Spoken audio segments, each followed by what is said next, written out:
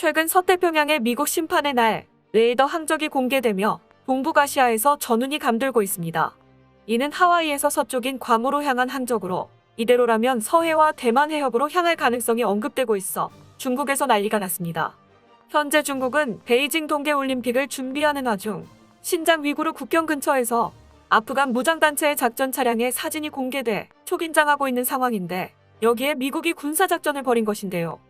중국은 아프간 극단주의 무장단체와 결전을 예고한 상태에서 이미 군대가 분산되다 보니 북한을 이용해 한국 내 주요 군사기지를 직접 타격할 가능성이 언급되고 있습니다.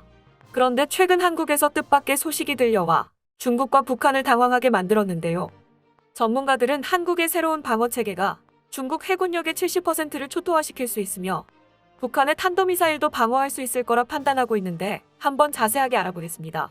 최근 미 해군이 낸 보도자료 하나가 중국을 초긴장하게 만들었습니다.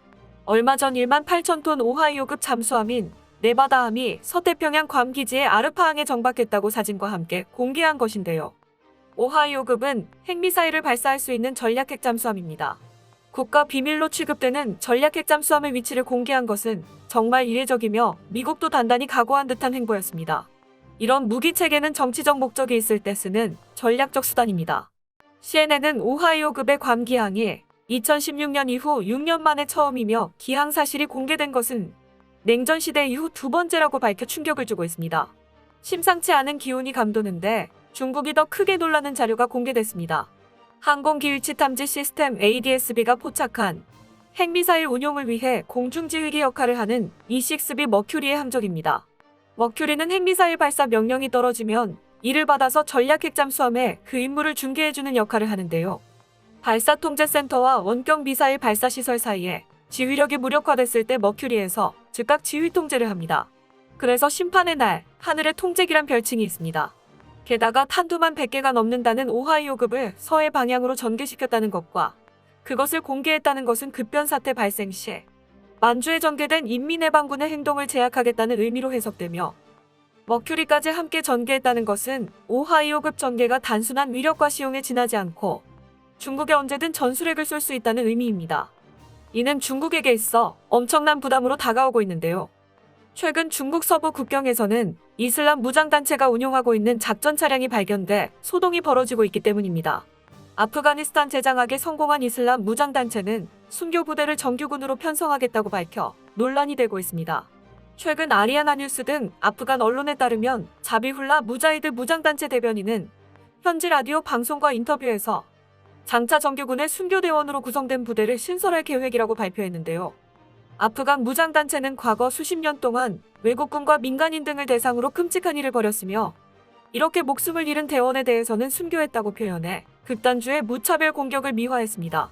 그런 무지막지한 순교 부대가 중국 국경으로 모이고 있습니다. 무자히드 대변인은 순교 부대에 소속된 전사들은 물론 정규군에 소속될 것이라며 이들은 국방부 아래 조직으로 배치되며 특수부대의 한 부분이 될 것이라고 밝혔습니다. 이어 그는 이 부대는 특수작전에 동원될 것이라고 덧붙였는데요. 다만 무자히드 대변인은 특수작전의 구체적인 내용에 관해서는 설명하지 않았지만 전문가들은 이것이 신장 위구르 독립과 관련하여 동키르기스탄 운동을 지원할 수도 있다고 예측했습니다. 여기에는 몇 가지 이유가 있는데요. 앞서 북동부 바다크샨 주의 부지사 물란 이사르 아흐마드 아흐마디는 순교 부대가 아프간 국경에 배치될 것이라며 이 부대는 중국, 타지키스탄과 접한 북부에서 국경 수호 임무를 맡을 것이라고 밝혔습니다. 이 때문에 중국은 자국 병력을 서부 국경에 집중하고 있는데요.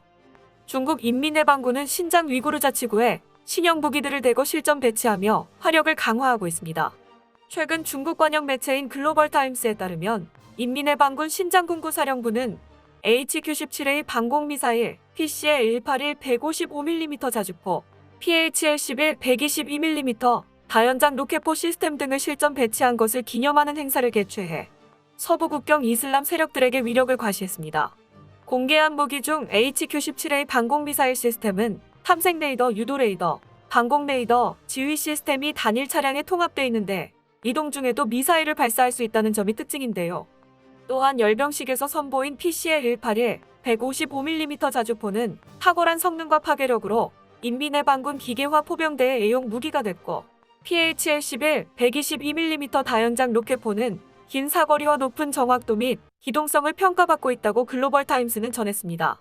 매체는 새로 실전 배치된 무기와 장비들은 포격, 방공, 긴급 지원 임무에서 전투력을 크게 향상함으로써 복잡한 상황에서 부대의 비상 대응 능력을 적절히 충족시킬 수 있을 것이라고 전했습니다. 중국으로선 작년 아프가니스탄 미군 철군, 최근 카자흐스탄 소요 사태 등으로 아프간, 카자흐와 접경한 신장 지역에서의 안보 우려가 커졌으며 유사시 결전을 벌여야 하므로 화력을 강화하고 있습니다.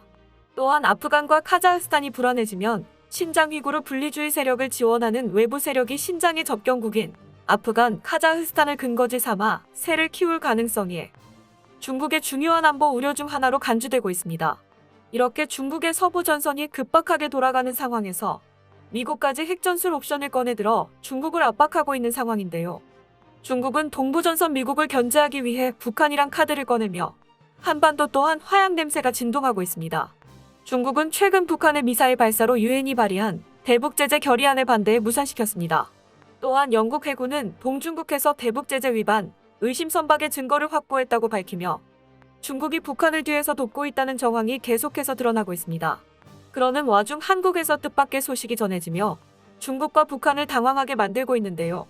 한국이 반접근 지역법으로 중국 해군의 대부분을 초토화시킬 수 있으며 천궁3와 한국형 아이언돔으로 북한의 미사일 공격과 장사 정보를 요격할 수 있다는 것입니다.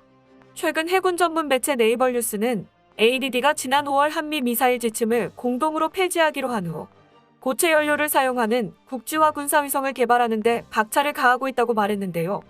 ADD가 서해에서 중국 해군 활동을 저지하기 위해 제안한 청사진의 핵심은 대함 탄도미사일과 인공위성을 결합하는 것입니다.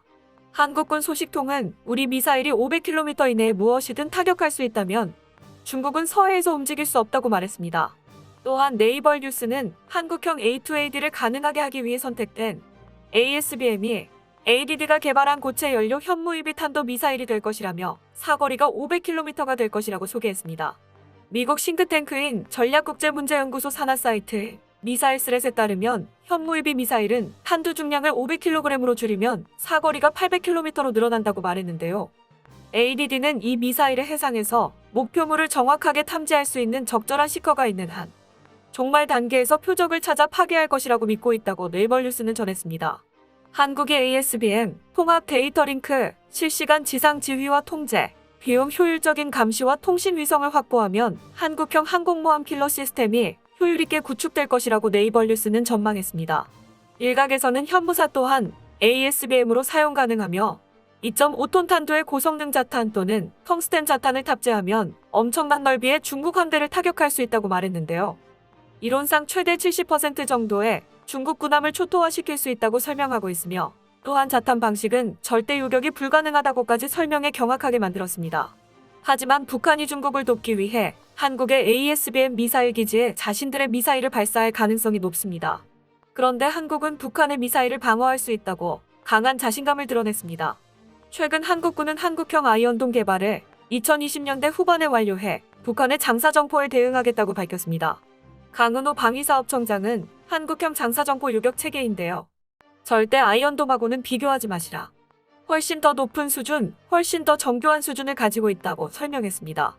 또 천궁2보다 요격 고도가 향상된 천궁3도 개발하고 요격 고도 100km 전후로 알려진 고고도 미사일 방어 체계 사드에 준하는 LSAM-2도 개발한다는 계획이라 밝혔는데요. 이럴 경우 미국의 패트리엇과 사드, 우리의 천궁, LSAM 등 다양한 무기 체계가 결합돼 탄도미사일 방어 능력이 한층 촘촘해질 전망입니다. 군은 여기에 더해 연속 발사가 가능하고 음속의 6배가 넘는 속도로 날아가 대량의 미사일 공격에 대응이 가능한 레일건을 개발하기 위한 연구도 진행 중입니다. 북한은 최근 요격이 어려운 극초음속 미사일과 이스칸데르급 미사일 개발에 나서고 있지만 군 당국은 방어를 자신하고 있습니다. 방사청은 다층화된 한국형 미사일 방어 체계가 20년대 말에서 늦어도 30년대 초반의 모습을 드러낼 것으로 전망하고 있는데요. 한국은 공격 무기뿐만 아니라 방어 무기에서도 비약적인 발전을 이루며 더 강한 군사력을 확보해가는 중입니다. 이렇게 한국의 무기가 계속해서 발전하자 중국과 북한은 고민이 깊어졌는데요. 항상 중국이 자신들의 밑이라고 생각해왔던 한국을 더 이상 함부로 하지 못하게 된 것에 박수를 보내며 한국의 무기가 더욱 발전해 강대국의 횡포에서도 당당할 수 있기를 바랍니다. 끝까지 시청해주셔서 감사합니다.